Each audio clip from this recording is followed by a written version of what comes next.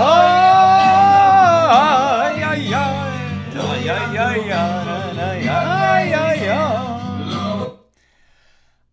love that song.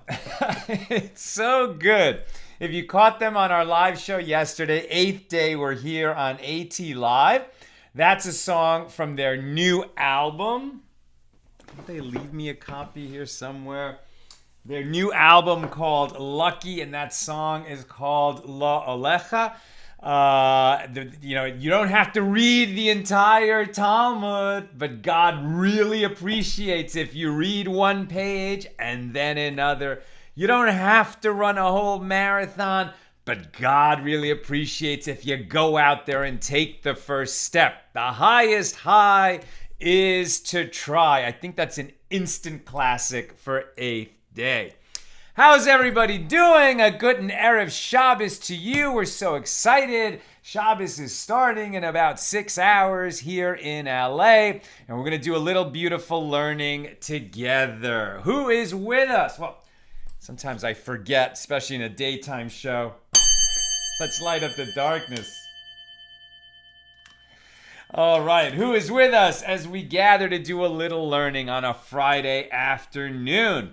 Yehudit in South Carolina, wishing everyone a restful and rejuvenating Shabbos. Pauline in Arkansas, John in Maine, Melissa in Great Neck, Nancy in North Carolina, Patrice in Utah, James in Indianapolis, Gwen in Michigan, Miriam in Colorado, Leah in LA.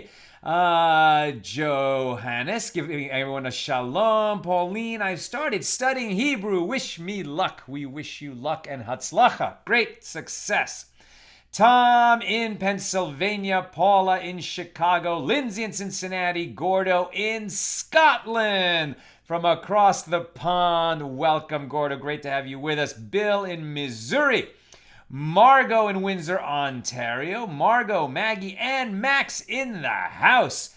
Johannes is tuning in from Indonesia. Wow, from around the world. It's so great to have you with us. What a beautiful thing that we can be learning together, spanning continents and oceans. Guy in Ohio, and Franco, ciao, de Trieste, Italy. This is so great. We do an early show in Europe and Indonesia. Can tune in. It's really great to have you with us. Let's get into it. Okay. Today we're going to start, so where are we? We're in Tractate Rosh Hashana, the 9th volume of the Talmud. Today we'll be learning Daf Vav, page 6 here in Tractate Rosh Hashana. We're still in chapter 1 and discussing the first Mishna of chapter 1, in which the sages established that there are 4 New Years within the year. One for the kings, another for the cycle of festivals, and we're still discussing that. And then also there's regular, and those are both in Nisan, the month of Nisan, the springtime month in the Hebrew calendar of Nisan. And then in Tishrei, we have Rosh Hashana, the beginning of the Hebrew calendar year, and the birthday of the world, as it were. And then we'll also have Tu B'Shvat, which is the earliest one in the solar year, and that's the birthday of the trees. But we're still discussing this idea that the festivals, Passover, Shavuos, Sukkot, have to pass in that order. So they have their own sort of new year, as it were, even though Sukkot comes in the next calendar year because it comes after Rosh Hashana. And we've been discussing at some length that the Torah has a prohibition that you shall not delay in bringing your offerings or giving to charity, or making offerings that you are obligated to give for one reason or another, either because you committed a transgression and became obligated to bring a sin offering, or because you freely vowed to bring a burnt offering, but then it becomes an obligation that's incumbent upon you. So you're obligated in those things. When have you transgressed the prohibition? You shall not delay in bringing them. And a bunch of opinions were given, but we established that the law is according to the opinion that says when Passover, Shavuos, and Sukkot have gone by and you didn't bring the offering, then you become late. If you made the vow to bring the offering after Passover, So then that year, right, so Shavuos will come, and then Sukkot will come, and you're still haven't violated, do not delay. Then the following year, Passover comes again. Now all 3 holidays have passed, but they have to pass in the correct order. So you won't actually be late until Passover and Shavuos and Sukkot have all occurred in that order. Then you become liable for a different transgression of you delayed. Because you violated, you shall not delay.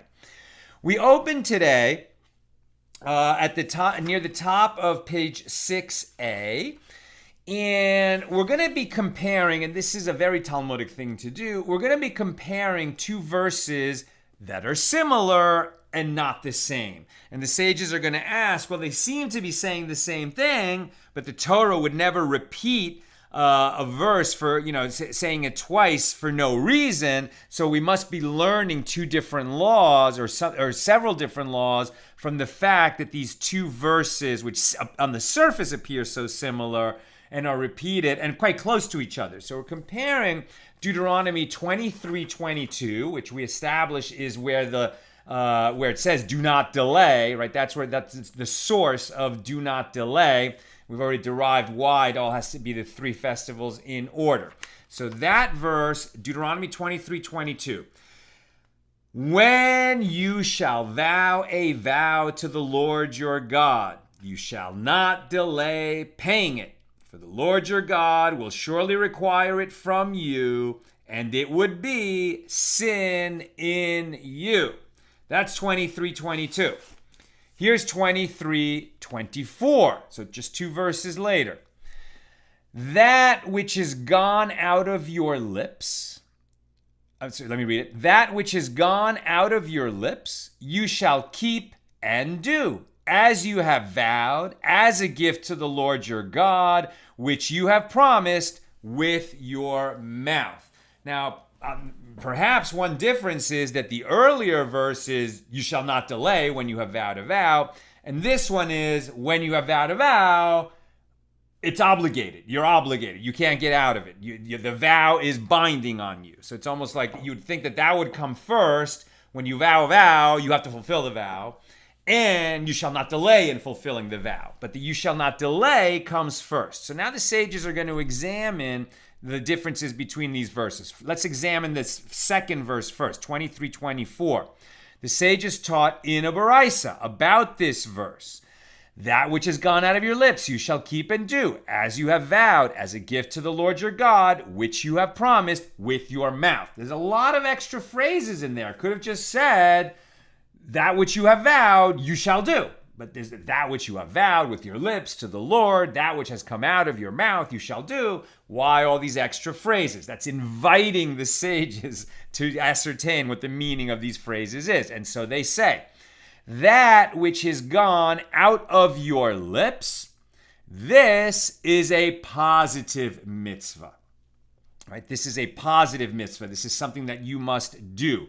Right? You said it. In other words, the vow you made, now you said it, now you must do it. You shall keep. This is a prohibition. As the phrase, you shall keep, is a warning to keep oneself from sinning. And do. This is an admonition to the court to make you fulfill your vow. You didn't have to make a vow, but you made a vow. Now you have to do the vow that you fulfilled. You have to keep yourself from coming to transgress, I guess, by not fulfilling the vow or some other negative prohibition. And if you don't do it, then a halakhic court, a rabbinic court, can force you to do it. And that's and do. We learn from this that the court is admonishing the court that they must make you fulfill your vow. As you have vowed, this is referring to a vow offering, right? So we're going through the phrase. We're going phrase by phrase through that which has gone out of your lips, you shall keep and do as you have vowed, as a gift to the Lord your God, which you have promised with your mouth, right? So we're going phrase by phrase. What does it mean? So as you have vowed, this is referring to a vow offering. To the Lord your God, this is referring to sin offerings, guilt offerings, burnt offerings, and peace offerings, right? The vow offering, no one made you make that vow. These other offerings, maybe you committed a sin and then you became obligated to bring the sin offering. Or, you had an event in your life that requires a burnt offering. Or you made the pilgrimage to Jerusalem, so you have to bring a peace offering. Because of the circumstances in your life, you owe these things to the Lord your God. All of this is when the temple is standing. So to the Lord your God, this is referring to sin offerings. Let me just put do not disturb. Guilt offerings, burnt offerings, peace offerings. Teaching that one must keep his word and bring them. As a gift, this is understood in its literal sense to be referring to a gift offering. What is the difference between a vow offering and a gift offering? We're going to get to that later in today's page. As a gift, this is understood in its literal sense to be referring to a gift offering, which you have promised. This is referring to objects consecrated for temple maintenance. Not just you're going to bring an offering up on the altar, but you promise to donate money to the Holy Temple in Jerusalem when it's standing to keep up the work of the temple, to feed the priests, to do repairs in the temple, to bring the daily offerings all during the year, etc. And with your mouth, this is referring to vows of charity, to which one commits himself with his mouth. That's like, some charity calls you up and says, hey, you donated last year $36. Will you donate again this year, $36? You say, yes, I will. Send me the email. They send you the email. You got to give that $36 that you pledged. Otherwise, you're actually committing a transgression. The Gemara clarifies the details mentioned in this Baraisa. Now, the master said, that which has gone out of your lips, this is a positive mitzvah. Why do I need this derivation? Isn't the positive mitzvah derived from the verse, and there you shall come, and there you shall bring your burnt offerings and your sacrifices and your tithes and the offering of your hand and your vows, your gift offerings, the firstborn of your herd and of your flock. That's Deuteronomy 12, 5, and 6. From that, we've already learned that you are positively obligated to bring these offerings to the temple in Jerusalem. What are we learning from the phrase in our verse that we're studying now, that which has gone out of your lips, this is a positive mitzvah? We've already established that these things are a positive mitzvah. The Baraisa continues, you shall keep. This is a prohibition, that you shall not come to violate a negative law, a negative mitzvah. Why do I need this derivation? This is derived from the verse, you shall not delay in paying it. That was 23:22, the one we studied yesterday. Since we already established you shall not delay, why do I need the current verse to say that don't come to violate, right? Maybe meaning don't come to delay it. And in the verse we're studying now in 23:24, and do. This is a warning to the court to make you fulfill your vow. Why do I need this derivation? This rule is derived from he shall offer it at Leviticus 1:3. And as it is taught in a different baraisa, the verse states he shall offer it, which teaches that he must be forced to bring his offering. Now, one might have thought that he may be forced to bring his offering even against his will. Therefore, the verse states, in accordance with his will. How so? The court coerces him until he says, I want to bring the offering. Now, since all these halachas, all these laws are already known from other sources, what is the point of this repetition? And now the Gemara explains. One set of verses is referring to a case where one said that he vowed to bring an offering, but did not yet set aside a specific animal for his vow. And one set of verses is referring to a case where he set aside a specific animal for his vow, but he did not yet sacrifice it to the altar. And it is necessary to teach the laws in both cases, as had the Torah only taught us about the law in the case where one said that he vowed to bring an offering, but he did not yet specify a specific animal for the vow, one might have said that only in this case he has transgressed, because he did not keep his word. However, if he set aside a specific animal for his vow, but he did not yet sacrifice it on the altar, one might say that, well, anywhere where that animal is, it is in the treasure house of the merciful one. It has been consecrated. Eventually, God will get it, But the fact is, he's not using it for his own purposes. He's not going to eat it. He's not going to sell it. He's not going to work it. It's been consecrated. So maybe he doesn't have to, there's no prohibition against delaying bringing it to the altar. We wouldn't have known unless there was a separate law to teach us that. So since he set aside the animal, well, anywhere that animal is, it's in the treasure house of the merciful one, as the world and everything in it belongs to God, and therefore it makes no difference if he delays in bringing it to the temple. You might have thought that. Therefore, it is necessary to teach that even when one has not set aside a specific animal, he transgresses the prohibition. And had the Torah taught us only about the case where one set aside a specific animal for his vow, but did not yet sacrifice it on the altar, one might have said that, well, only in this case has he transgressed, because he consecrated the animal, it should go straight to the altar, and he's keeping it for himself. But if he said that he vowed to bring an offering, but he did not yet set aside a specific animal, one might say that this is just mere speech, and his mere speech is nothing, and therefore no transgression. There is no transgression provided he has not actually set aside an animal. Therefore, it is necessary to teach the law in both cases, right?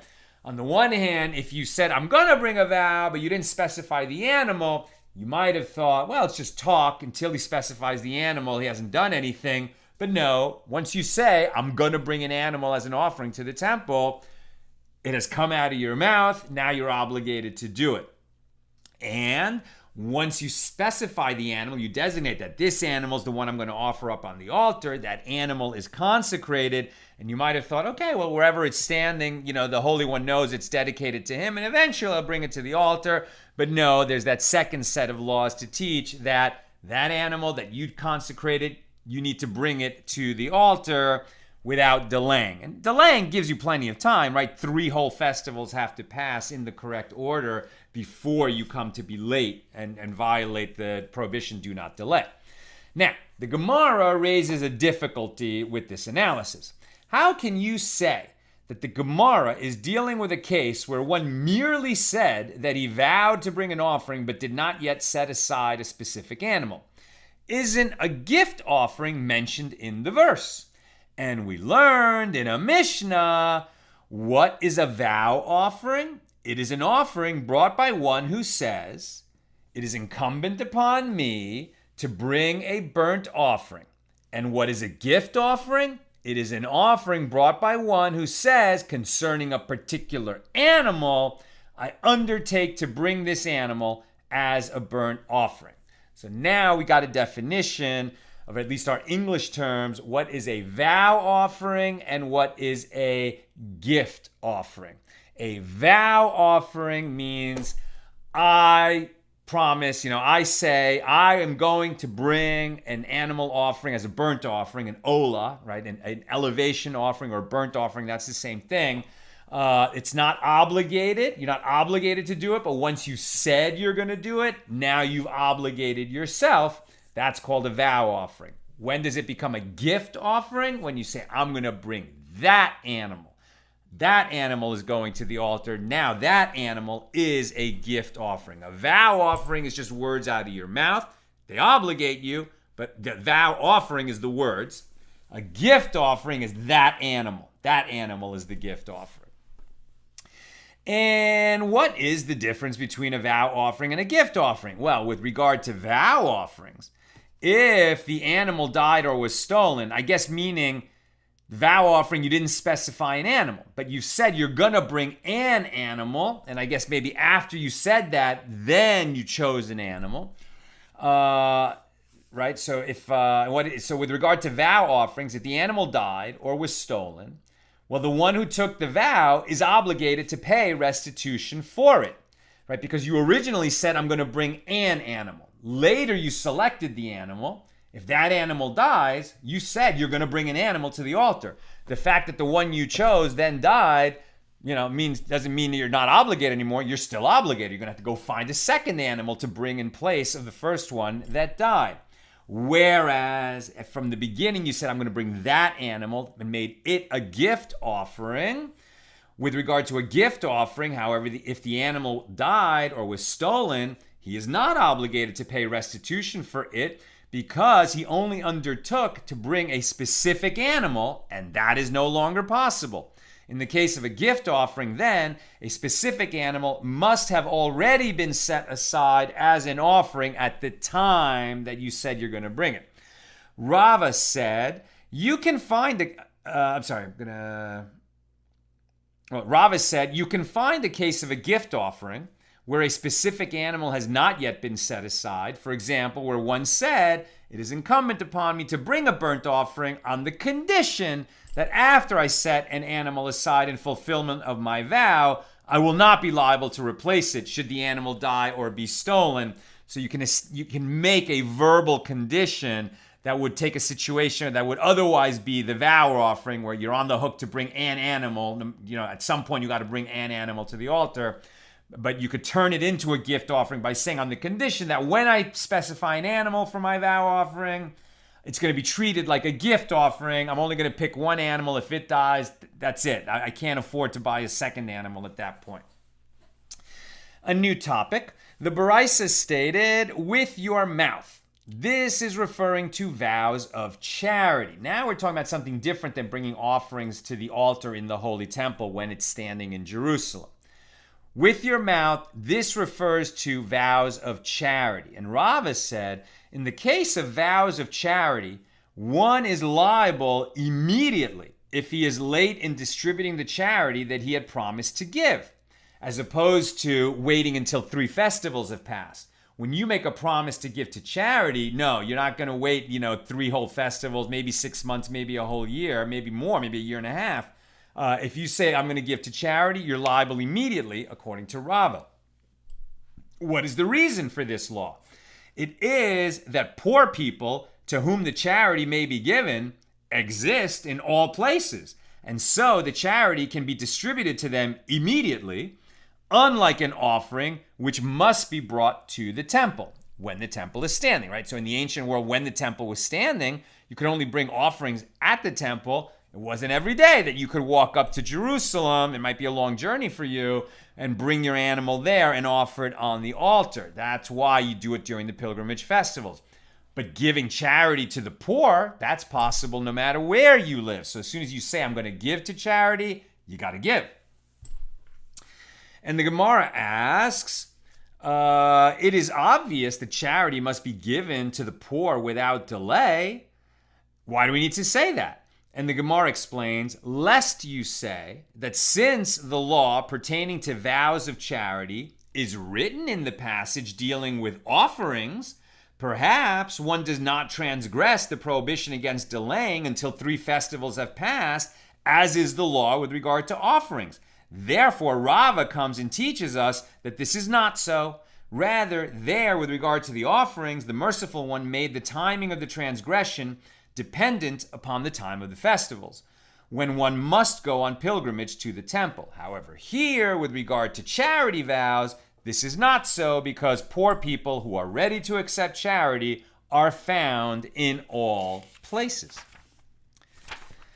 Rava said, although, according to most opinions, one transgresses the prohibition against delaying only after 3 festivals have elapsed, once even 1 festival has passed and he has not sacrificed the offerings that he vowed to bring, he immediately violates a positive mitzvah. What? We just said it's 3 festivals. Why is Rava saying that as soon as 1 festival passes, you have violated a positive mitzvah? And the author of the Turei Even writes that one transgresses an additional positive mitzvah with each festival that passes until he fulfills his vow, and the Jerusalem Talmud can also be understood in this manner. So maybe either he's saying that, well, you had a chance to bring it and you didn't bring it, so you created the delay. But that doesn't make sense, because we've established that you haven't violated that prohibition until 3 festivals have passed in the correct order. But once they have passed, okay, now you're liable because you delayed. Is it just once? Like you violated that once and now you were late, and so eventually you bring it and you just have, you owe because you were late once? Or is there like a vig on offerings, and each day that passes or each festival that passes, you become liable for an additional transgression because you delay. That's what they're discussing now.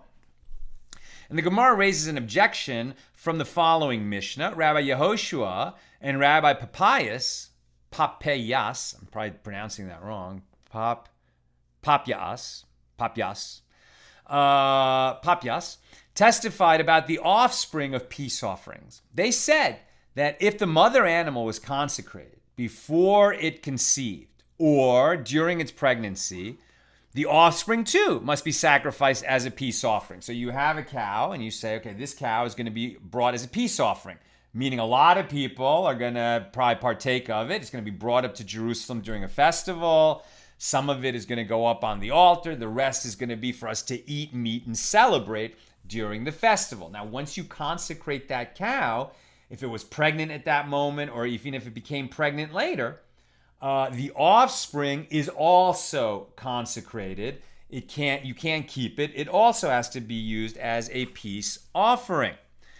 And Rabbi Papias said, well, I testify that we once had a cow that was sacrificed as a peace offering, and we ate it on Passover, and we ate its offspring as a peace offering on the festival, meaning Sukkot.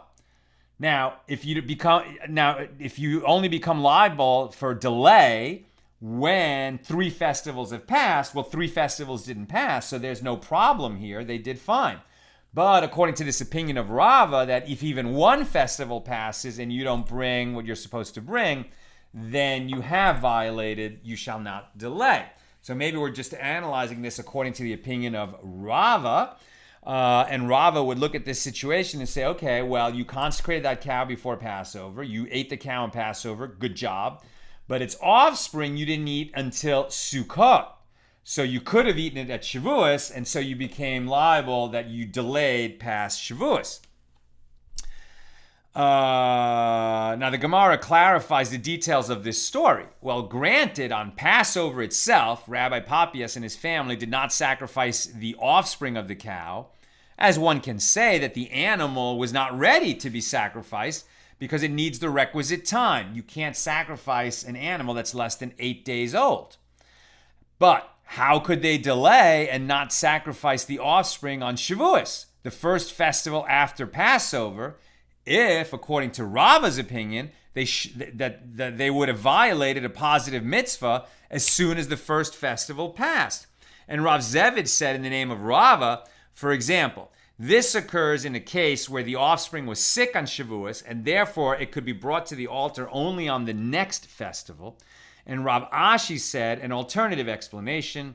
What is this statement, and we ate its offspring as a peace offering on the festival, coming to teach? Well, maybe it's not teaching that they did that on Sukkot. As often when we say the festival without further attribution, we mean Sukkot, but it doesn't necessarily mean Sukkot. Maybe in this case, he meant the festival of Shavuos, and they didn't do anything wrong whatsoever. So maybe what we're learning here is that Rav is saying, you shall not delay. That's a negative prohibit. That's a negative mitzvah, right? It's a thou shalt not, right? And so you don't become liable for violating a negative commandment until 3 festivals have passed. But each festival that passes along the way was an opportunity to bring your offering. If you didn't seize that opportunity, you're violating a positive commandment. Now, the violation of a positive commandment is actually less of a transgression than violating a negative commandment. When you're supposed to do something and you don't do it, it's bad, but you can always fix that by doing it later. When you are not supposed to do something and you did it, well, there, you've committed the transgression. You can't fix that. You can make an atonement for it, but it's a higher level transgression. So maybe what we're learning here is that Rav is saying each festival that passes, you have an opportunity to do what you're supposed to do. You didn't do it, you're violating a positive mitzvah.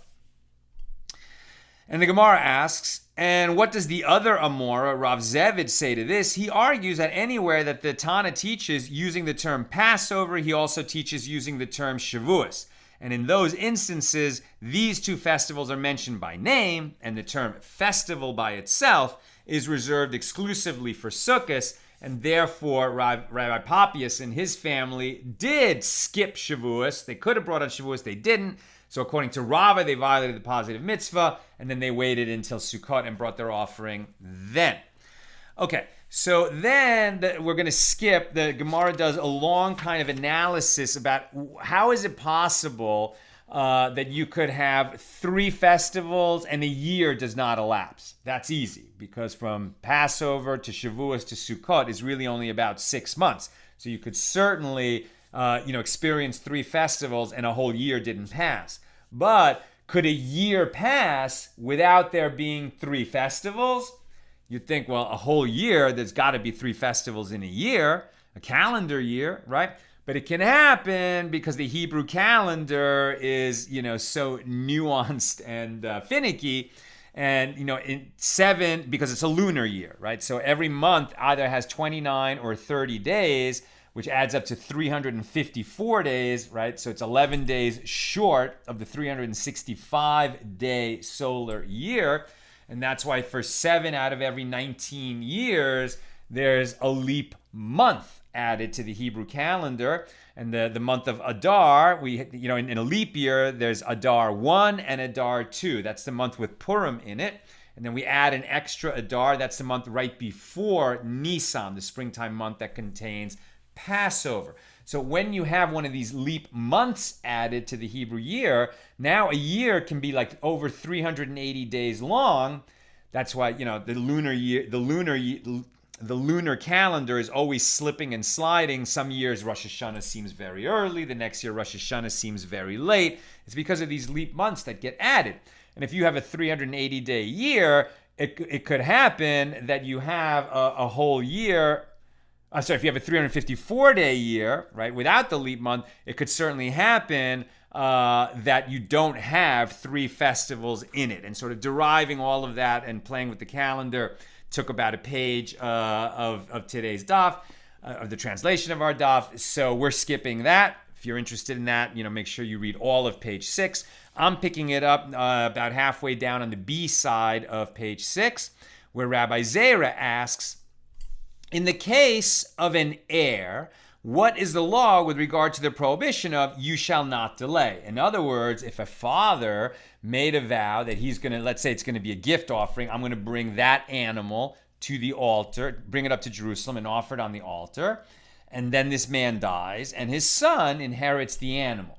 So first question, is the son obligated to take that animal up to Jerusalem and offer it on the altar? He didn't make a vow. His dad made a vow.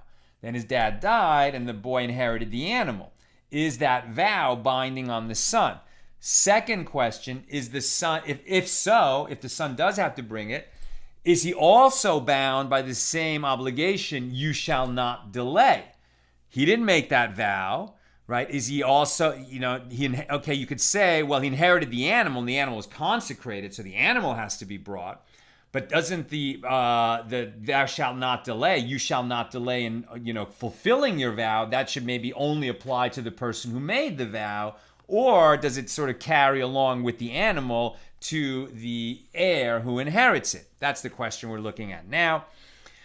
So Rabbi Zera asks, in the case of an heir, what is the halacha with regard to the prohibition of you shall not delay? That is to say, does an heir transgress the prohibition against delaying a vow taken by his father? The Gemara explains the 2 sides of the question. On the one hand, is it that the merciful one states in the Torah, when you shall vow a vow to the Lord your God, you shall not delay paying it? And this one, the heir, did not make a vow.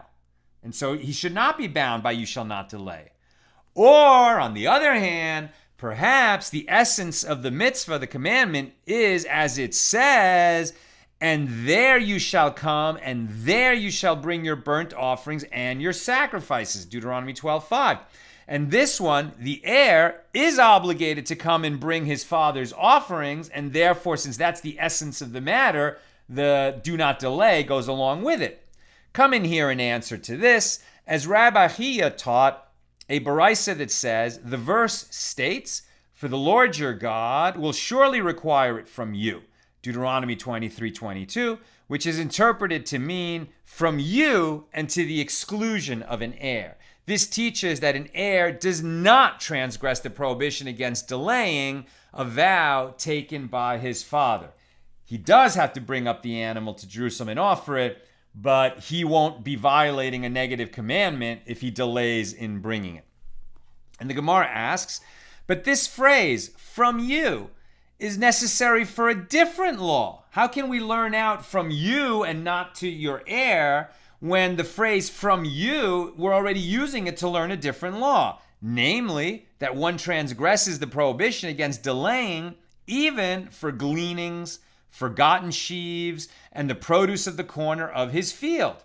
Right? These are things that you're supposed to leave for the poor. And the Gemara answers, Rabbi Chia derived two laws from this word. He read into the verse, you, imach, which he expounded to come to include gleanings, forgotten sheaves, and the produce of the corner of the field in the prohibition. And he read into the verse, from you, me'imach, with the extra letter mem acting as a preposition, coming to exclude an heir. So it's one word, me'imach, but in Hebrew, one word can really be two words.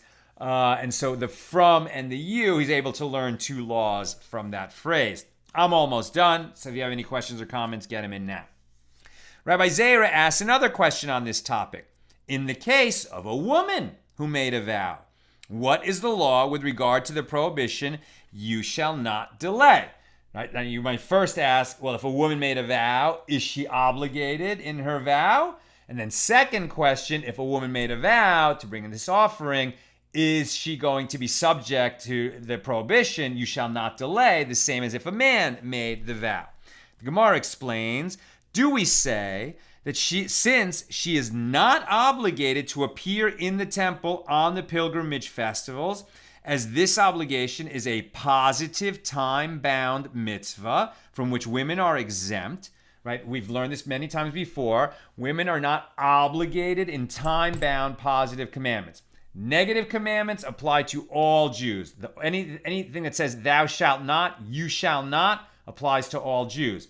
But you shall do such and such at a specific time, women are exempt from that. Why? Because women have, bigger obligations in the home with respect to the children who are going to be demanding her attention.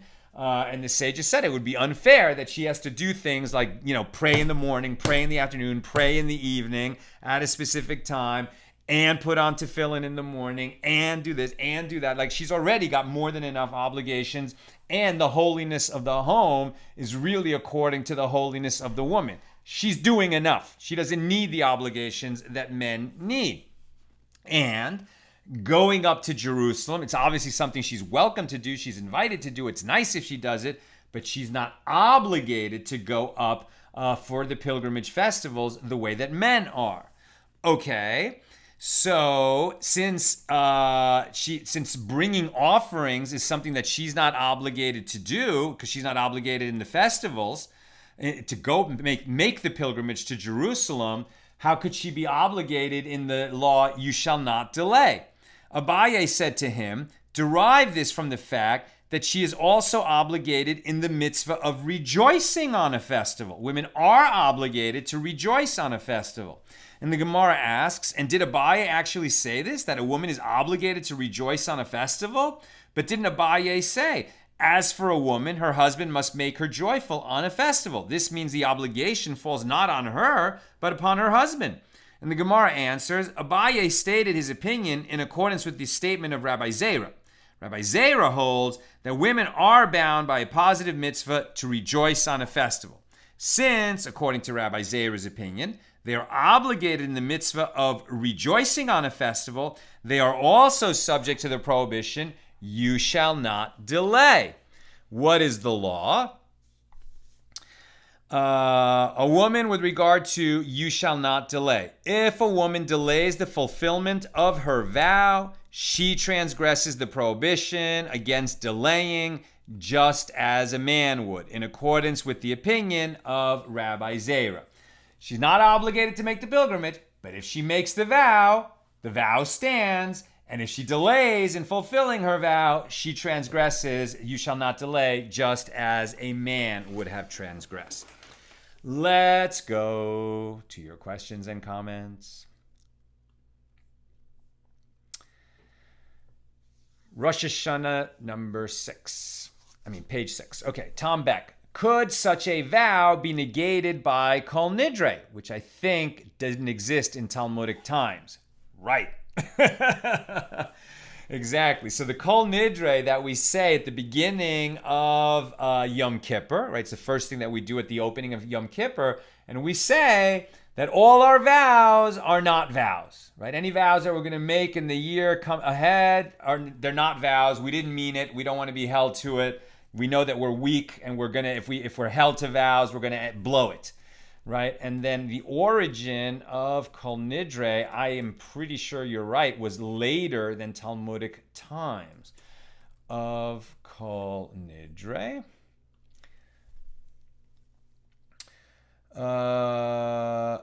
When was it?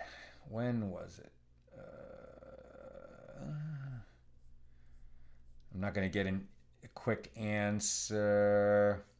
Okay, the date of the composition of the declaration and its author are alike unknown, but it was in existence at the Geonic period, which is between 589 and 1038 of the Common Era. And there was a common theory that it commenced during and because of a period of extreme persecution in which Jews were forced at a sword's point to convert either to Christianity or Islam, and that Kol Nidre was supposed to nullify that forced conversion. That's one theory. So at any rate, the Kol Nidre prayer and the temple did not exist at the same time. The temple had been destroyed, 500 years at minimum, if not more, before the Kol Nidre prayer came into existence, before the Kol Nidre statement at the beginning of Yom Kippur that our vows are not vows. So you're asking a hypothetical question. Would it, I don't know. I think not.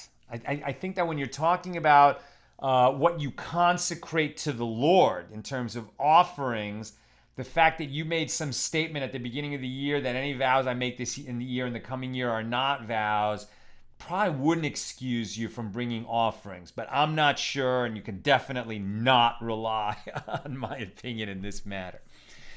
Guy, is the unfulfilled gift promised in this time of the second temple still due when the third temple comes, presumably by a descendant? Or by the person himself, because when the third temple comes, there will be resurrection of the dead, right?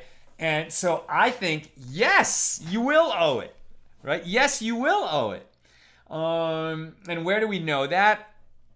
Because we learned in Tractate Shabbos, who was it? Maybe Rabbi Yishmael, but I'm not sure which rabbi it was. But he said, how wise are the sages, right, who said, you shall not touch a light, like a lamp, a Sabbath lamp with a wick and an oil lamp, right? And he said, and the sages said, don't touch it. It's muktzah. You light it before Shabbos, and then you don't touch it at all. And he said to himself, well, that they made that rule because the people, they don't realize that you can't do anything that will cause the lamp to be extinguished even a little earlier than it would have otherwise died out by itself, because then you would violate the prohibition to extinguish a flame. Just like you can't kindle a flame, you can't extinguish a flame on Shabbos. He said, but I will be careful and I won't come to do anything to the flame that will cause it to burn out early. Oh, I'm sorry. The prohibition was don't even read by the light of a lamp on Shabbos, because you will move it, and in moving it, you will cause it to be extinguished earlier than it might otherwise have been extinguished. And he said, okay, that's why they made that rule, but I know better. I'm one of the sages. So I'll read by this lamp because I have to prepare a Torah lecture to give at the Shabbos lunch tomorrow. And I know better than to touch the lamp and move it. And so he starts reading by the lamp, and without thinking about it, he moves the lamp a little bit so he can read better. And he says, I moved the lamp. I caused the oil to be disturbed. It might be extinguished earlier than it would have been otherwise. How wise are the words of the sages, and I, so-and-so, I just can't remember his name, will bring a fatted calf when the temple is rebuilt, right? So we learn right there, I mean, was he thinking that the temple was going to be rebuilt in his lifetime? Possibly. Or he's thinking, I'm probably going to have a place in the world to come. My soul isn't going to be extinguished. And when we all return at the time that the third temple is erected, then I'll bring that fatted calf. So, maybe we'll all have a ledger when we all come back, God willing, when the Mashiach comes and the third temple is built. And man, there's like so many transgressions that we've all committed and we could never bring sin offerings. Maybe God will say, okay, we have a bonus plan, resurrection of the dead. You can bring one sin offering for all the sins you committed in your life and didn't bring offerings for. I'm not sure. We'll see. We'll find out when Mashiach comes.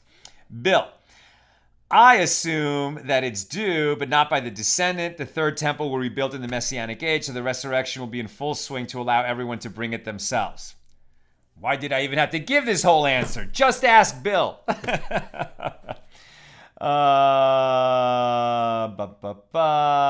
And that's what I've got for us today.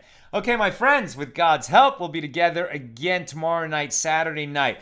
And then the Saturday night show is going to be the last one for about a week. I'm traveling to see my parents and my brother on Sunday. So I'm going to be out of town and not doing AT Daily.